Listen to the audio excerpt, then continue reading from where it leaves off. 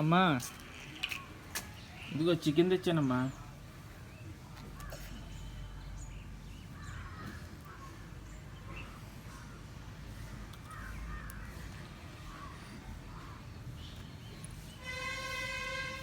అన్నం వండేసావా?